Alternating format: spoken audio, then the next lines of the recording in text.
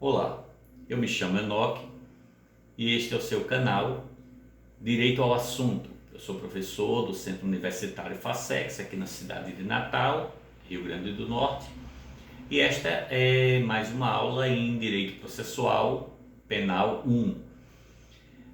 Falávamos na aula passada sobre jurisdição, começamos a falar sobre jurisdição e falávamos sobre o conceito de jurisdição, que é aquela prerrogativa que tem o Estado judiciário, né, o Estado juiz, de dizer o direito, de decidir as questões que lhes são levadas. Então falávamos das premissas básicas da jurisdição, falamos das características distintivas e agora queremos falar sobre os elementos que compõem a jurisdição, o que é que dá força, o que é que forma a base forte desse poder jurisdicional, desse poder de dizer o direito. Primeiro elemento é o conhecimento. É dado constitucionalmente ao judiciário o poder de conhecer das matérias que lhes são levadas, dos conflitos. Então, existe um conflito de interesse, uma pessoa diz uma coisa, outro diz outra, eles não se entendem. Então, é dado ao Estado, ao juiz, o direito de examinar aquela questão para levá-la a uma solução. Segundo elemento é o chamamento, o vocatio, no latim vocatio. O juiz ele tem o poder e a prerrogativa de chamar, de trazer ao processo, de trazer a juízo as pessoas que ele entender que sejam necessárias para solucionar, para ouvir, para entender e levar a uma solução dali. Então ele vai chamar lá um perito, ele vai chamar uma testemunha, chamar no sentido de trazer mesmo, né, de intimar para que venha. Terceiro elemento é a coerção, o poder coercitivo, o coercio lá do latim. Então, o poder que tem o juiz de fazer valer as suas decisões. Entenda, juiz não pede, juiz não requer, juiz determina, juiz decreta, juiz manda acontecer. Eu me lembrava de uma conversa que eu tive uma vez com um diretor de uma secretaria judiciária aqui numa cidade no interior do Rio Grande do Norte. Nós estávamos almoçando juntos e conversando sobre coisas, curiosidades do judiciário, enfim. E ele me falava de uma situação de uma juíza que tinha chegado recente na comarca, assumiu a comarca em um determinado ano, e ela era novata, estava iniciando os primeiros passos, né, como magistrada, e era justamente ano de eleição, e foi logo quando as urnas eletrônicas começaram a ser usadas. Então lá, como era uma cidade pequena, a eleição era num colégio só, num determinado colégio. E aí ele então chamou a juíza e disse: doutora, existe um problema aqui na nossa cidade, que a gente tem muita queda de energia, do nada a energia cai.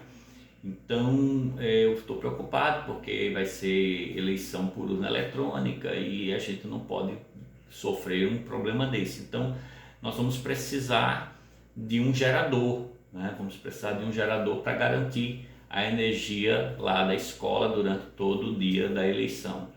Aí ela disse: onde a gente consegue um gerador desse? Ele disse: olha, há um fazendeiro aqui que tem um gerador grande, potente na fazenda dele e nós podemos usar. Aí ela disse: será que ele nos empresta? Aí o diretor olhou, ficou assim meio sem graça, aí disse: excelência, a senhora requisita, dá a ordem, a gente vai lá e busca o gerador, porque é um interesse público. É mesmo, aí ela fez. Ou seja, ela não estava ainda inteirada, assim, ela não estava acostumada com essa coisa de que o juiz não pede, o juiz determinou que seja, e o gerador foi buscado, funcionou, enfim, depois devolveu. É assim que funciona. Então esse poder de coerção que o juiz tem. Em quarto lugar, temos aí o quarto elemento é o julgamento, ou judicium, o poder de decisão, poder final. O juiz decide, né? É claro que hoje a justiça sempre busca tentar solucionar, chegar a uma solução pacífica, um acordo, isso na justiça civil. A justiça penal está começando a tentar caminhar um pouco, se aproximar dessa coisa dos acordos, né? de tentar fazer um acordo. Agora o pacote anticrime trouxe essa novidade do acordo de não persecução, mas na justiça penal o juiz decide. Ele que ao final vai dizer se o réu é culpado, e aí condena e diz a pena, ou se ele é inocente e absolve, enfim. Então, esse poder que tem o juiz de decidir. Então, duas pessoas dizem coisas, o Ministério Público diz, o réu cometeu crime, o defensor diz, não foi ele, e o juiz ele tem que decidir. Então, esse poder de decisão é dado ao juiz. E, finalmente, a execução. Então, o execúcio, o juiz tem o poder de fazer executar a sentença, a decisão que foi tomada. Se a decisão foi prender, condenar e determinar uma pena, o juiz manda capturar, pega o réu onde tiver, leva e manda colocar ele na penitenciária. É o poder de fazer executar, de fazer com que a decisão tomada na sentença se torne concreta ao ser executada. Então, esses são os elementos da jurisdição. Bom, além dos elementos, nós temos as espécies de jurisdição. Espécies de jurisdição. Então, essas classificações, elas sempre variam de autor para autor. Você pega 2, 3 livros, cada um acrescenta alguma coisa, então nunca é uma questão fechada, uma lista muito fechada. Mas nós podemos classificar as espécies de jurisdição como, por exemplo, quanto à graduação. Quanto à graduação, a jurisdição pode ser inferior ou superior. Inferior é a jurisdição exercida pelos juízes de primeira instância, juiz de direito estadual, juiz federal, mas na primeira instância, aquele juiz que primeiro recebe a causa e ali decide sobre ela. Então, inferior. A jurisdição superior não tem nada a ver com ser mais importante ou menos importante, é uma questão só da hierarquia do tratamento daquela questão.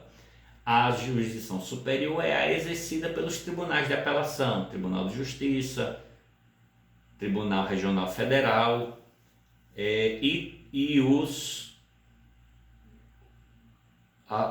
tribunais superiores. Os tribunais superiores, STJ, que é o Superior Tribunal de Justiça, o TST, Tribunal Superior do Trabalho, ou STF, enfim, os tribunais superiores. Então, os tribunais de apelação e tribunais superiores formam a jurisdição superior. Então, quanto à graduação, temos inferior, juízes de primeira instância, superior, tribunais de apelação e tribunais superiores. Vamos parar por aqui. Na próxima aula continuo falando sobre espécies de jurisdição. Até a próxima aula.